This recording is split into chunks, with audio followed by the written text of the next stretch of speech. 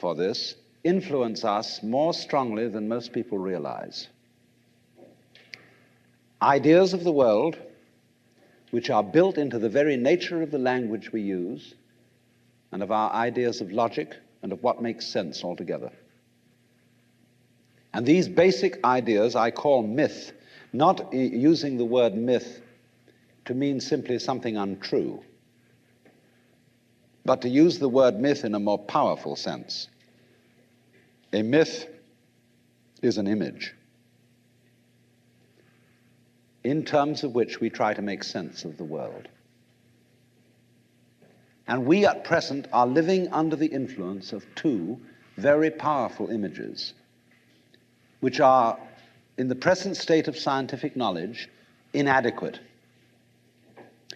And one of our major problems today is to find an adequate, satisfying image of the world. Well, that's what I'm going to talk about.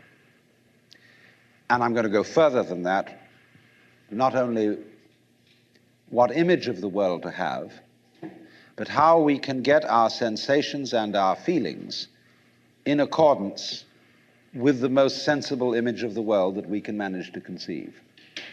All right, now, the two images which we have been working under for 2,000 years and maybe more are what I would call two models of the universe, and the first is called the ceramic model, and the second, the fully automatic model.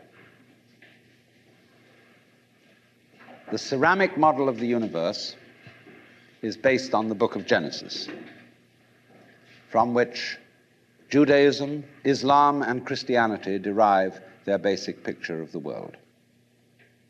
And the image of the world in the book of Genesis is that the world is an artifact. It is made. As a potter takes clay and forms pots out of it, or as a carpenter takes wood and makes tables and chairs out of it. Don't forget, Jesus is the son of a carpenter and also the Son of God. So the image of God and of the world is based on the idea of God as a technician, potter, carpenter, architect, who has in mind a plan and who fashions the universe in accordance with that plan. So basic to this image of the world is the notion, you see, that the world consists of stuff, basically. Primordial matter, substance, stuff, as pots are made of clay. And the potter imposes his will on it and makes it become whatever he wants. And so in the book of Genesis, the Lord God creates Adam out of the dust of the earth. In other words, he makes a clay figurine, and then he breathes into it, and it becomes alive, because the clay becomes informed. By itself, it is formless. It has no intelligence, and therefore it requires an external intelligence and an external energy to bring it to life and to put some sense into it. And so in this way, we inherit a conception of ourselves as being artifacts, as being made. And it is perfectly natural in our culture for a child to ask its mother, "How was I made?" Or "Who made me?" And this is a very, very powerful idea, but for example, it is not shared by the Chinese or by the Hindus. A Chinese child would not ask its mother, "How was I made?" A Chinese child might ask its mother, "How did I grow?" Which is an entirely different procedure from making. You see, when you make something, you put it together, you arrange parts, or you work from the outside to the in, as a sculptor works on a stone or as the potter works on clay. But when you watch something growing, it works in exactly the opposite direction. It works from the inside to the outside. It expands. It burgeons, it blossoms, and it happens all over itself at once. In other words, the original simple form, say, of a living cell in the womb, progressively complicates itself.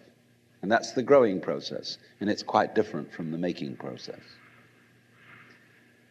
And so there is, for that reason, a fundamental difference between the made and the maker. And this image, I find it a little difficult to say what the subject matter of this seminar is going to be, because it's too fundamental to give it a title. I'm going to talk about what there is. Now, the first thing, though, that we have to do is to get our perspectives with some background about the basic ideas which, as Westerners living today in the United States, influence our everyday common sense, our fundamental notions about what life is about. And there are historical origins for this which influence us more strongly than most people realize. Ideas of the world which are built into the very nature of the language we use and of our ideas of logic and of what makes sense altogether. And these basic ideas I call myth, not using the word myth to mean simply something untrue, but to use the word myth in a more powerful sense. A myth is an image in terms of which we try to make sense of the world. And we at present are living under the influence of two very powerful images, which are, in the present state of scientific knowledge, inadequate. And one of our major problems today is to find an adequate, satisfying image of the world. Well, that's what I'm going to talk about.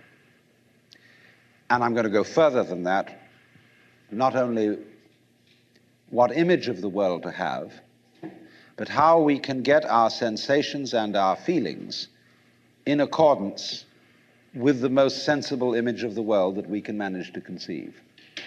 All right, now, the two images which we have been working under for 2,000 years and maybe more are what I would call two models of the universe, and the first is called the ceramic model, and the second, the fully automatic model.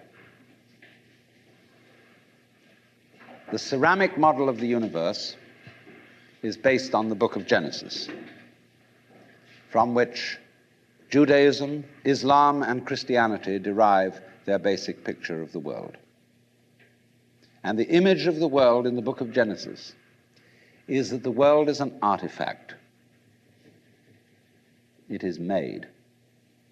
As a potter takes clay and forms pots out of it, or as a carpenter takes wood and makes tables and chairs out of it.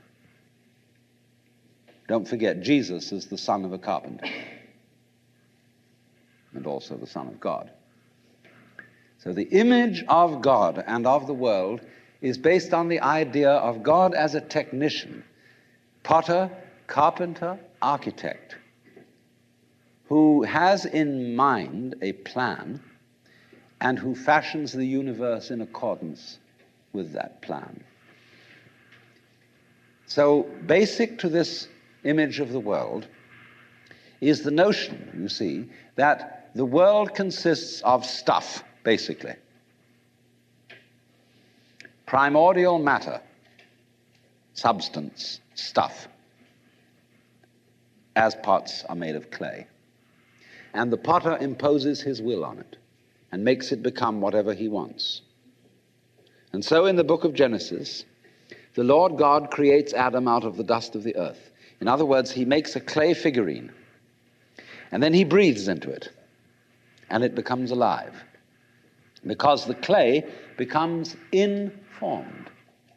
By itself, it is formless. It has no intelligence, and therefore it requires an external intelligence and an external energy to bring it to life and to put some sense into it.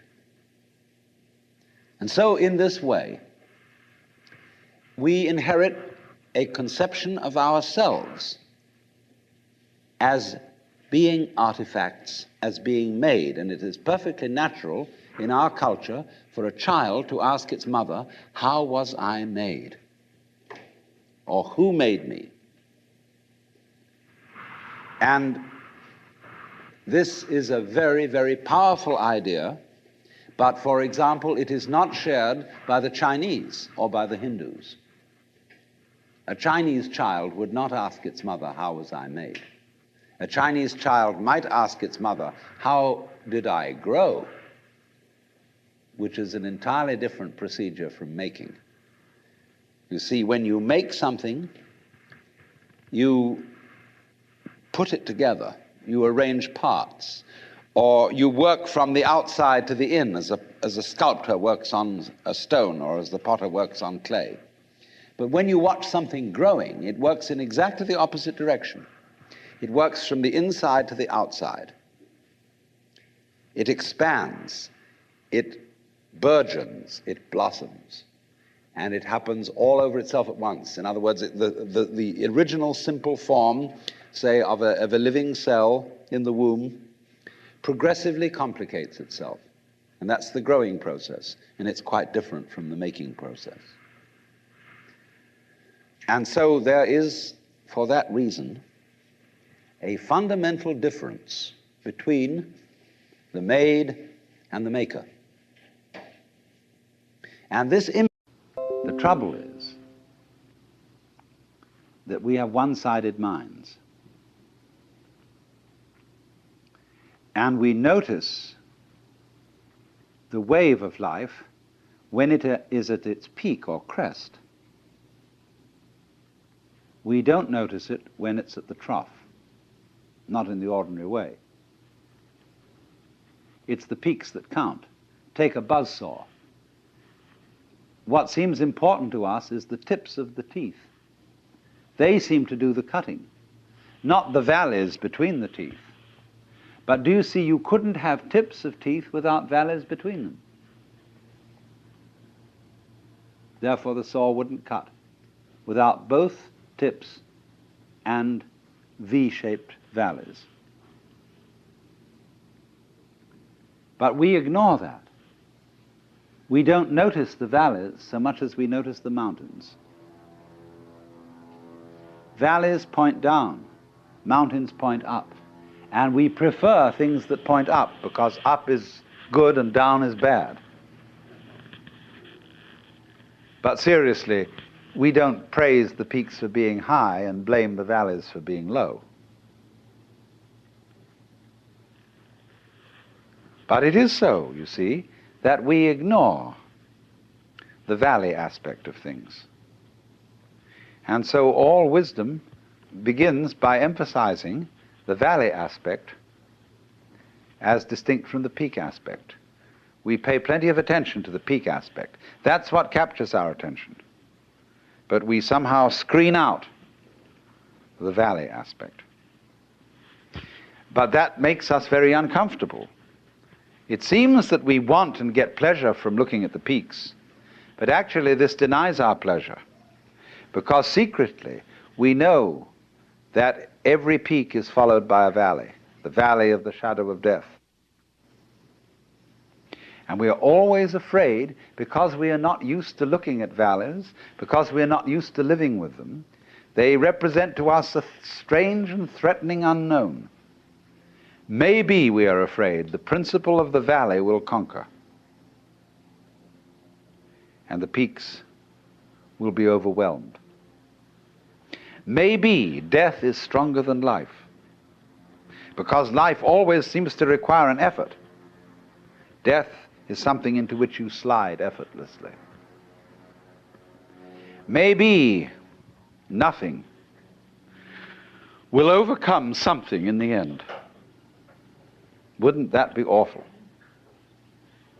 And so we resist change, ignorant of the fact that change is life, and that nothing is invariably the obverse face of something. Most people are afraid of space. They ignore it, and they think space is nothing. Space and solid are two ways of talking about the same thing. Space, solid. You don't find space without solid, you don't find solids without space. If I say there's a universe in which there isn't anything but space, you must say space between what? Space is relationship. And it always goes together with solid, like back goes with front. But the divisive mind ignores space. And it thinks that it's the solids that do the whole job, that they're the only thing that's real. That is, to put it in other words, conscious attention ignores intervals because it thinks they're unimportant. Let's consider music. When you hear music, what you really hear when you hear melody is the interval between one tone and another. The steps, as it were, on the scale. It's the interval that is the important thing. So in the same way, in the intervals between this year's leaves, last year's leaves, this generation of people and that generation, the interval is in some ways just as important, some ways more important, than what it's between. Actually, they go together. But I say the interval is sometimes more important because we underemphasize it, so I'm going to overemphasize it as a correction.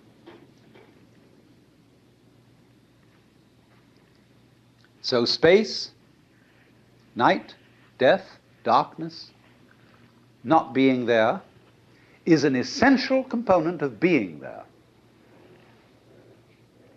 You don't have the one without the other, just as your buzzsaw has no teeth without having valleys between the tips of them. That's the way being is made up.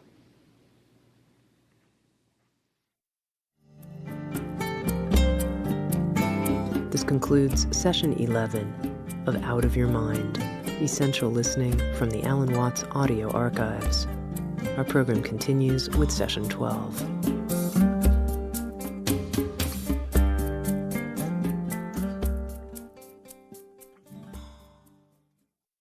We come then to the final parts of the Eightfold Path. There are two concluding steps, which are called, well, I explained the word samadhi, but I'll write it here again, smriti, samyak smriti, and samyak samadhi. Smriti means recollection, memory, present-mindedness. It seems rather funny that the same word can mean recollection or memory and present-mindedness.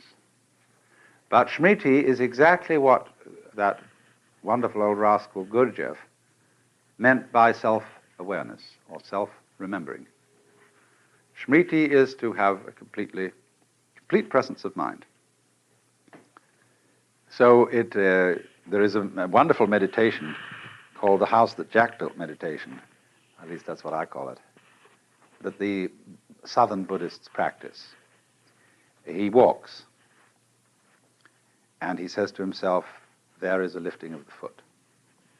There is a lifting of the foot. The next thing he says, there is a perception of the lifting of the foot. And then next he says, there is a tendency towards the perception of the feeling of the lifting of the foot. Then finally he says there is a consciousness of the tendency, of the perception, of the feeling, of the lifting of the foot. And so, with everything that he does, he knows that he does it. He is self-aware.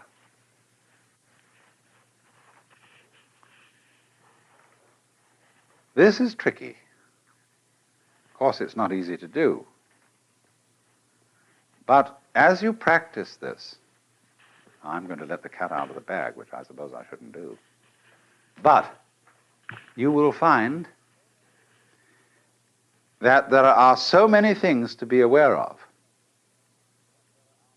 at any given moment in what you're doing that at best you only ever pick out one or two of them. That's the first thing you'll find out. Ordinary conscious awareness is seeing the world with blinkers on. As we say, you can think only of one thing at a time. That's because ordinary consciousness is narrowed consciousness. That's being narrow-minded in the true sense of the word, looking at things that way. Then you find out that, as in the course of going around, being aware of what you're doing all the time, what are you doing when you remember? Or when you think about the future? I am aware that I am remembering. I am aware that I am thinking about the future. But you see, what eventually happens is you discover that there isn't any way of being absent-minded. All thoughts are in the present and of the present. And when you discover that, you approach samadhi. Samadhi is the complete state, the fulfilled state of mind. And you will find many, many different ideas among the sects of Buddhists and Hindus as to what samadhi is. Some people call it a trance. Some people call it a state of consciousness without anything in it, knowing with no object of knowledge. Some people say that it is the unification of the knower and the known. All these are varying opinions. I had a friend who was a Zen master, and he used to talk about samadhi. And he said a very fine example of samadhi is a fine horse rider. When you watch a good cowboy, he is one being with the horse. So an excellent driver in a car makes the car his own body, and he absolutely is with it. So also a fine pair of dancers. They don't have to shove each other to get one to do what the other wants him or her to do. They have a way of understanding each other, of moving together as if they were Siamese twins. That's samadhi on the physical, ordinary, everyday level. The samadhi of which Buddha speaks is the state which is, as it were, the gateway to nirvana, the state in which the illusion of the ego as a separate thing disintegrates. Now, when we get to that point in Buddhism, Buddhists do a funny thing, which is going to occupy our attention for a good deal of this seminar. They don't fall down and worship. They don't really have any name for what it is that is, really and basically. The idea of anatman, of non-self, is applied in Buddhism not only to the individual ego, but also to the notion that there is a self of the universe, a kind of impersonal or personal God. And so it is generally supposed that Buddhism is atheistic. It's true, depending on what you mean by atheism. Common or garden atheism is a form of belief. Namely, that I believe there is no God. The atheist positively denies the existence of any God. All right. Now, there is such an atheist, if you put a dash between the a and theist, or speak about something called an atheos. Theos in Greek means God. But what is a non-God? A non-God is an inconceivable something or other.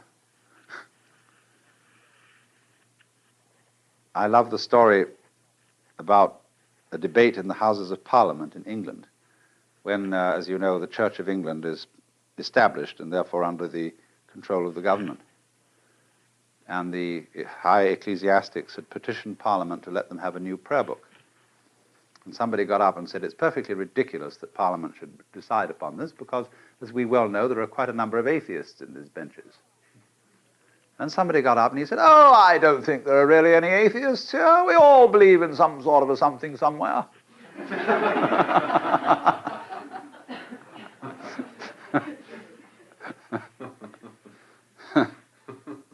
Now, again, of course, it isn't that some Buddhism believes in some sort of a something somewhere, and that is to say, in vagueness.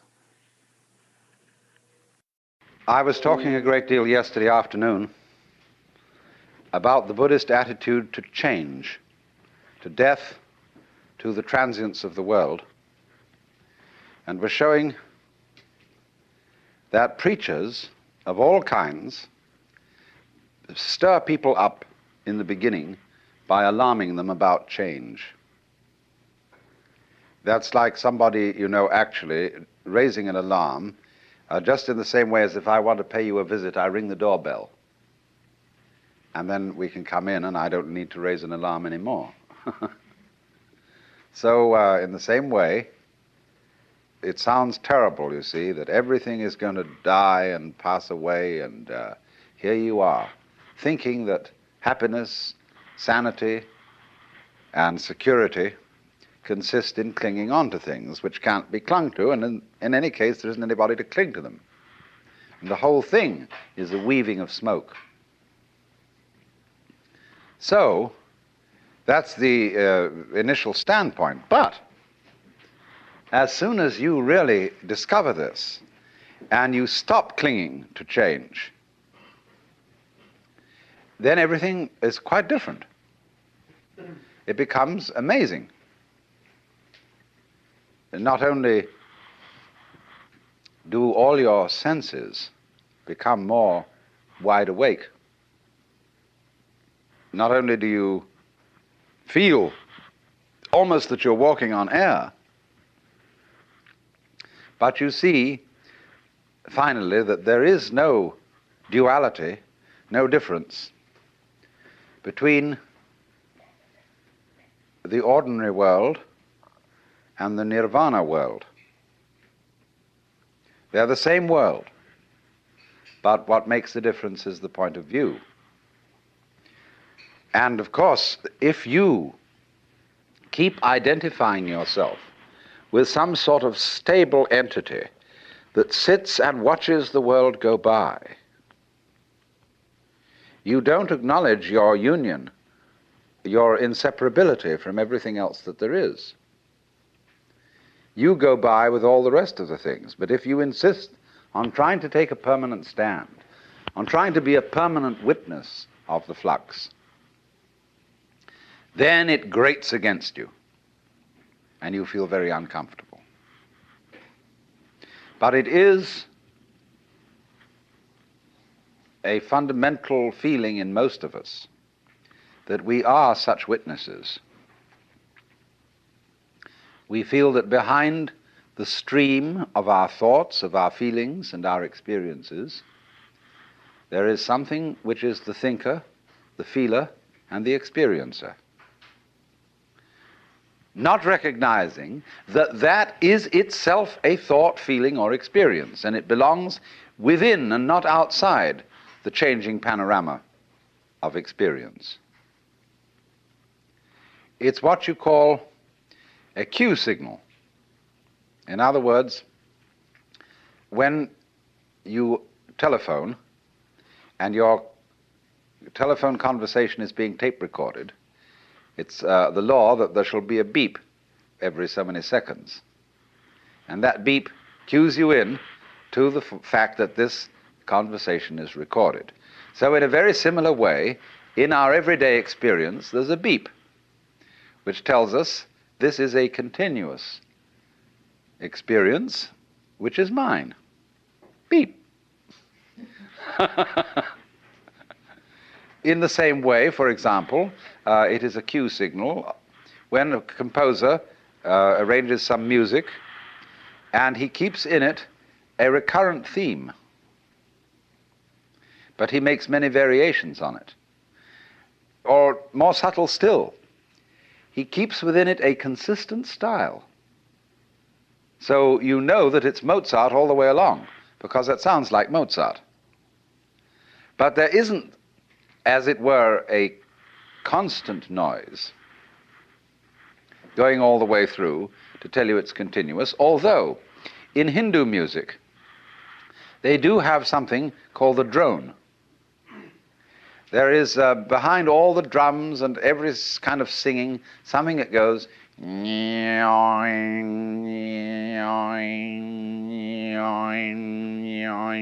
and it always sounds the note which is the tonic of the scale being used. But in Hindu music, that drone represents the eternal self, the Brahman, behind all the changing forms of nature. But that's only a symbol. And to find out what is eternal, you can't make an image of it, you can't hold on to it. And so it's psychologically more conducive to liberation to remember that the thinker or the feeler or the experiencer and the experiences are all together, they're all one. But if out of anxiety you try to stabilize, keep permanent the separate observer, you are in for conflict. The basic form of the cosmic game, according to the Hindu view, is the game of hide and seek. Or you might call it the game of lost and found. Or again, now you see it, now you don't. In examining the nature of vibration, we find a very peculiar thing. If you represent vibration as a wave motion, you will notice that there is no such manifestation as half a wave. We do not find in nature crests without troughs or troughs without crests. No sound is produced unless there is both. Both the beat, as it were, and the interval between.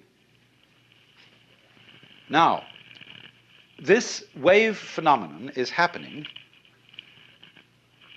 on ever so many scales. There is the very, very fast wave of light, the slower wave of sound. Then there are all sorts of other wave processes. The beat of the heart, the rhythm of the breath, waking and sleeping, the peak of human life from birth to maturity and down again to death. And the slower the wave goes, the more difficult it is to see that the crest and the trough are inseparable. So that we become persuaded in the game of hide and seek that it is possible for the trough to go down and down and down forever and never rise again into a crest. Forgetting that trough implies crest, just as crest implies trough. There is no such thing, you see, as pure sound. Sound is sound silence. Light is light darkness. Light is pulsation. And between every light pulse, there is the dark pulse. And so the Hindu image is that the self eternally plays a game of hide and seek with itself. Hindus calculate time in kalpa units.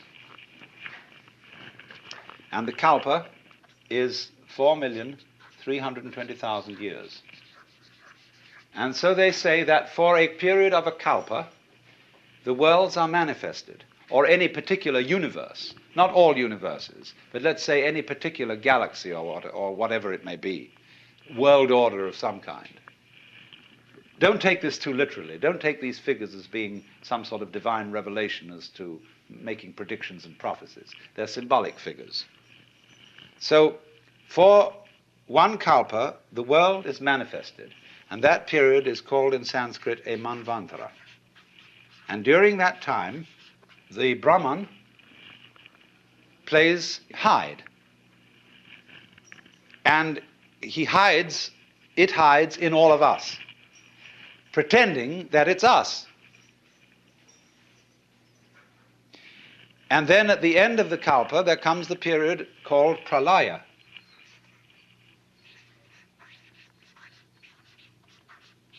And that also is a kalpa long. And in that period, the Brahman, as it were, comes out of the act and returns to itself in peace and bliss. This is a very logical idea. What would you do if you were God? Isn't the whole fun of things, as every child knows, to go on adventures, to make believe, to create illusions, that is to say, patterns? And so, for some ways of talking in Hindu thought, this world is the dream of the Godhead.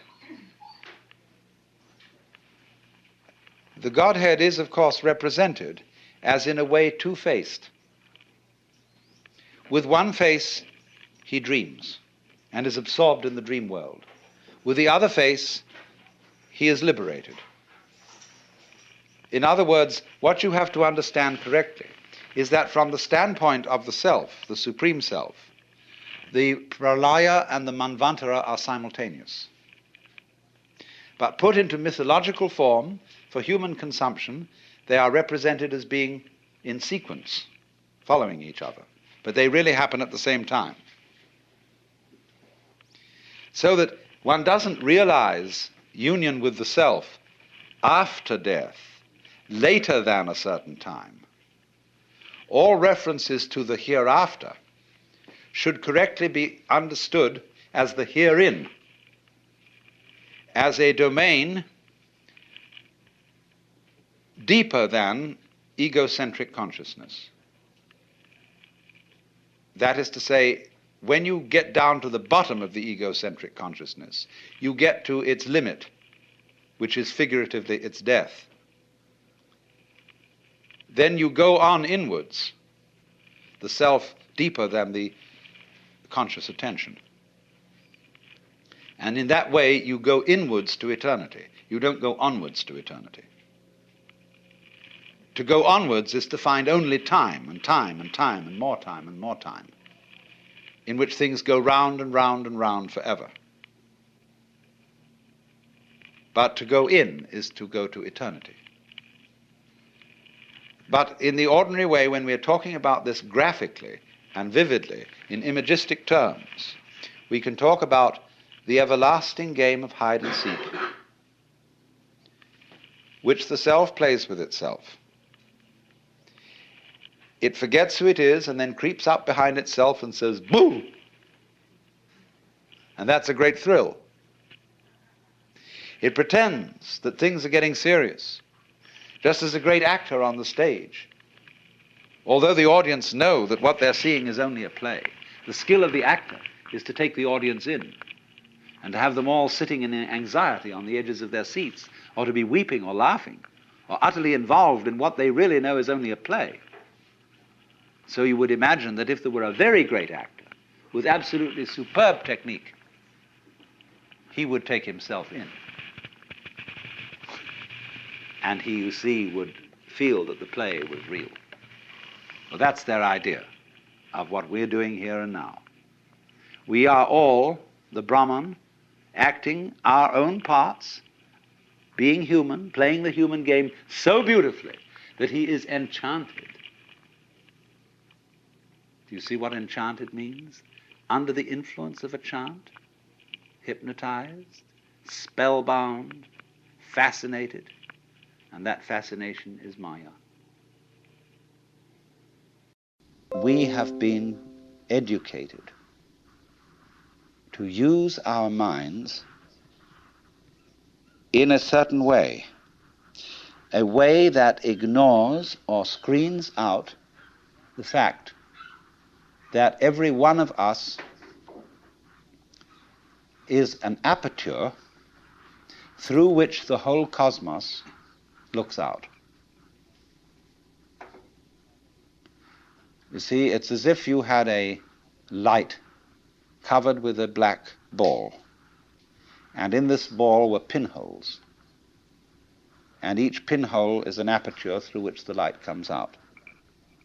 So in that way, every one of us is actually a pinhole through which the fundamental light, that is the existence itself, looks out. Only the game we're playing is not to know this. To be only that little hole, which we call me, my ego, my specific John Jones, or whatever. If, however, you see, we can maintain at the same time the sense of being this specific John Jones with his role in life, or whatever, and know also underneath this that we are the whole works, you get a very marvelous and agreeable arrangement. This is a most remarkable harmoniousness. I mean, it gives one's life a great sense of joy and exuberance if you can carry on these two things at once. If you, in other words, you know that all the serious predicaments of life are a game.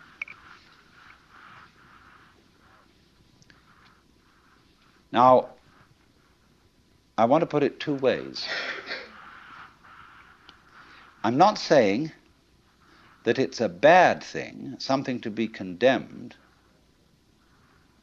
to take your own individual life seriously, in dead earnest, and to have all the problems that go with that. Do you understand that being that way, that being a real mixed-up human being, is a manifestation of nature that is something just like the patterns on the waves out here, or like a seashell. You know, we pick up shells. I always keep one around for sort of an example for many things, and say, my goodness, isn't that gorgeous? There's not an aesthetic fault in it anywhere. It's absolutely perfect. Now, I wonder if these fish look at each other's shells and say, don't you think she's kind of fat?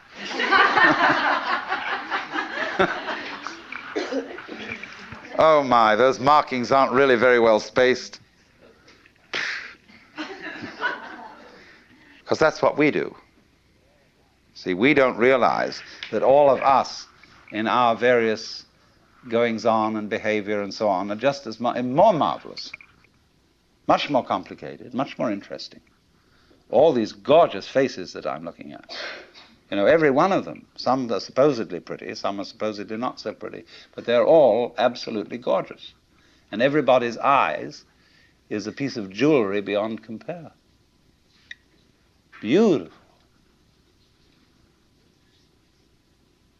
But we have specialized in a certain kind of awareness that makes us neglectful of that. You see, we specialize in more or less briefly concentrated, pinpoint attention. We look at this and we look at that. And we select from all the things we might possibly be aware of, only certain things.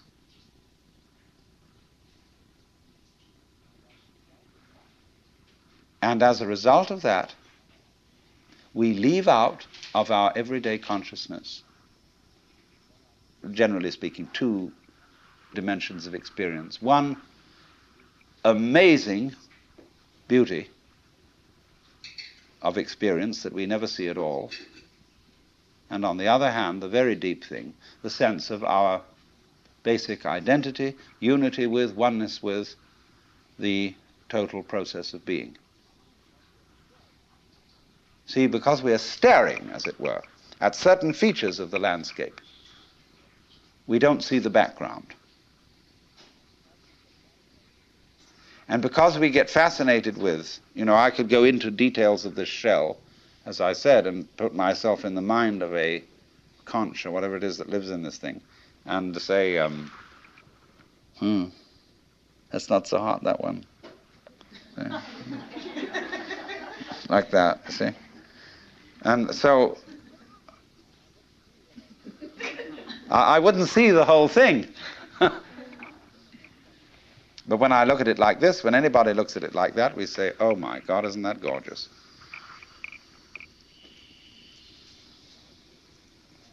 I was making a basic comparison between the state of consciousness of a baby and that of a so-called mature adult. Respectively what we would call undifferentiated and differentiated. The adult consciousness being highly selective, and the baby consciousness being very open and hardly selective at all, and therefore unable to distinguish what adults consider to be the important things, which have to do with the conventions and rules that the positive aspects, whether they be called good or pleasant or life-giving and so on, must prevail over the negative aspects.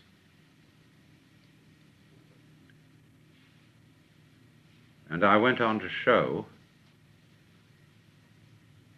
that this contrast between the two views of the world has another marked characteristic, that in the case of the baby who hasn't been trained or told about the difference between himself and all that is defined as other than himself, doesn't distinguish between voluntary behavior and involuntary occurrence. And, of course, we think this is a very fundamental defect. But if we go back, you see, to a principle that underlies the whole universe with a kind of mathematical exactitude, we see that if we reduce things to the situation of primal simplicity, and we have a primordial self and other situation, that is to say, two balls in space, there is absolutely no way of telling when they move which one of them is moving or which one is still. They must necessarily appear to move mutually. There's no point of reference except each other, to determine which is moving and which is still. Now, everything that goes on in the universe is simply a complication of that principle, because the same thing holds true if you multiply the number of balls. You will see that that primordial principle, that all movement is mutual, still applies. And therefore, the baby's failure to distinguish between the voluntary and the involuntary, the I and the other, is in a way correct. Psychologists, psychoanalysts in particular, make a great deal of this contrast and consider that the baby's view is inferior to the adult's. And if an adult should acquire that view, in psychoanalysis this would be called regression.